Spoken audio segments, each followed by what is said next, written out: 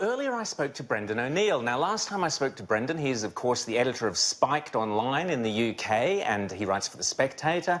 Terrific, very great friend of Sky. He's been out to Australia here.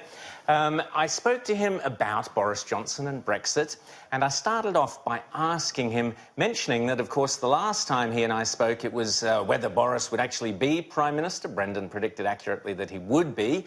But also, now I asked Brendan about the exciting new vibe that has taken over in Britain since Boris Johnson became Prime Minister. Brendan O'Neill. Boris has finally fulfilled his destiny, as he no doubt sees it, and become Prime Minister of the United Kingdom.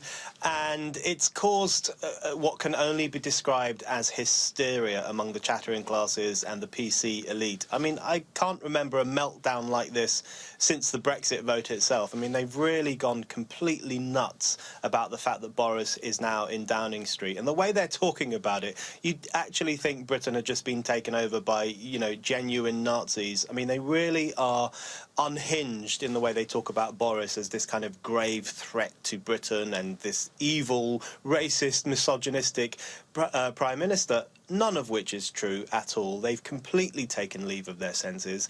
And in fact, the first week of Boris's government has been very interesting.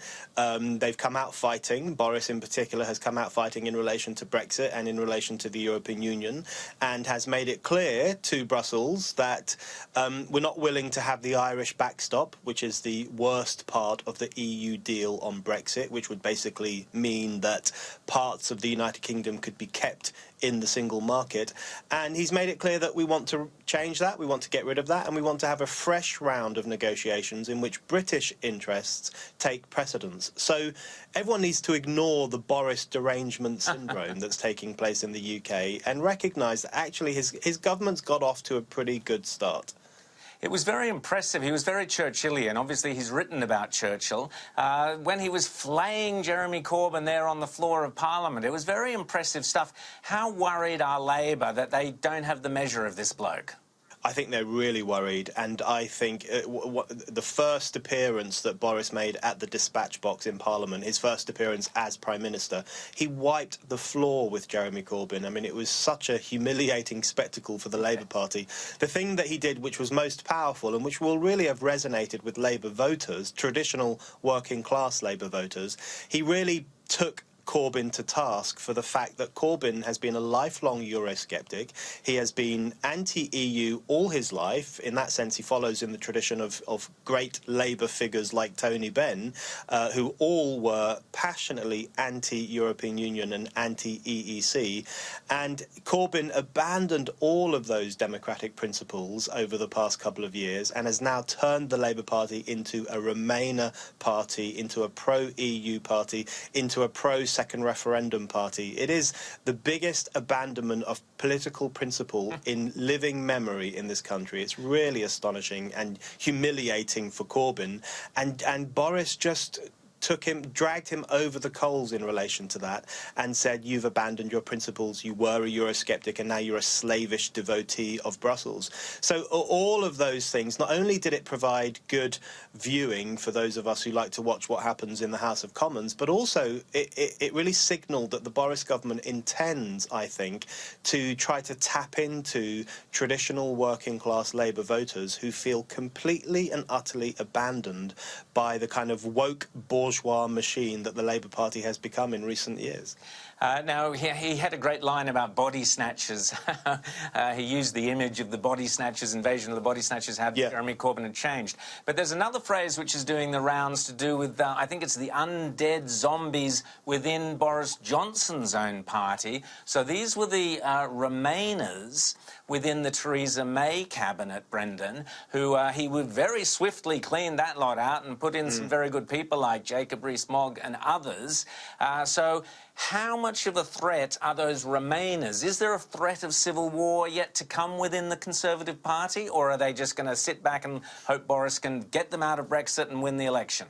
I think there is a huge risk of civil war in the Tory party, and I think Remainers, Ramonas, that section of the political class which is deeply, profoundly anti-Brexit and, in my view, anti-democratic. They are a complete and utter menace to democracy. They are a menace to freedom. They are a menace to the millions upon millions of people who voted in good faith to leave the European Union. I mean, it's really astonishing. It's quite difficult to explain to people outside of the UK just how much of a war on democracy we are currently living through.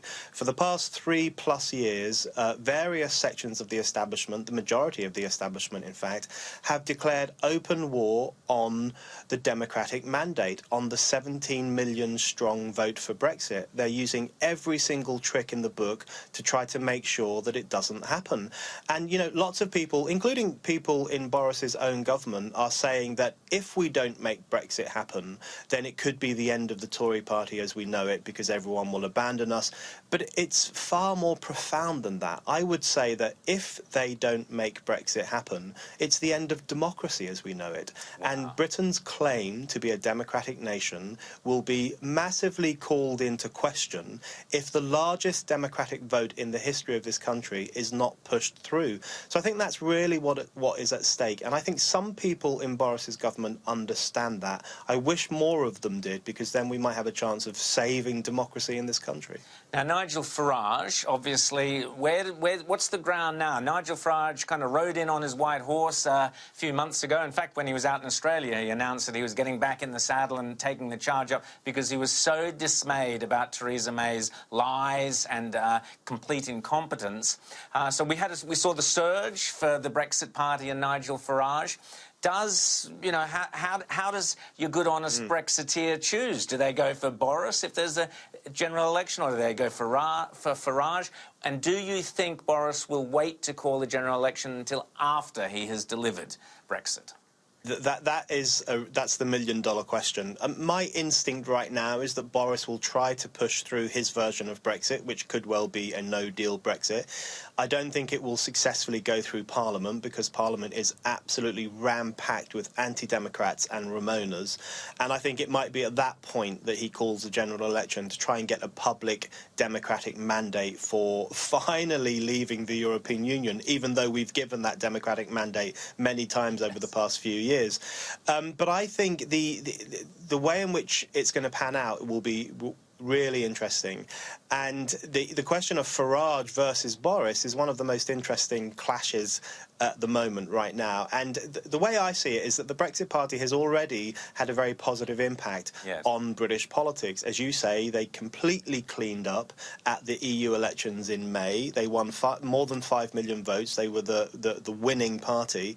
And that managed to put huge pressure on the Boris camp and on the Tory party to realise that they really have to get serious about Brexit, or the Brexit party will be breathing down their neck. So when it comes to a general election, my view will be whichever of these two parties is offering the most serious version of Brexit is the one that Democrats ought to support.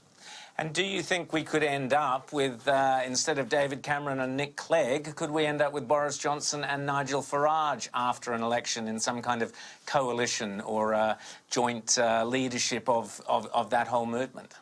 I mean, that is a distinct possibility. If Boris didn't get enough to form a majority and the Brexit Party did well, and the polls predict they will do well, it is very possible that that will happen.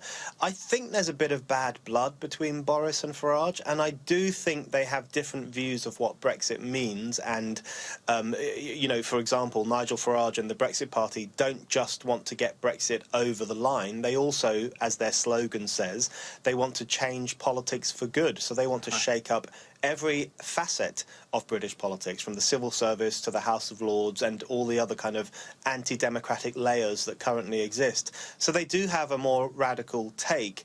Whether that will marry up very well with Boris's slightly more conservative take, we have to wait and see. But the big question still remains, as it has been for 3 years and probably will be for the next 3 years: when are we going to get the thing we voted for? And that is what millions of people are rather impatiently asking. Now, Brendan, just before we go, a lovely article you've written in the Spectator Coffee House today, and of course people can read you on your own Spiked Online, which is a fantastic read always. You've written about this interesting situation we're where a woman in a niqab was abusing a gay pride march. Shame on you! Shame on you!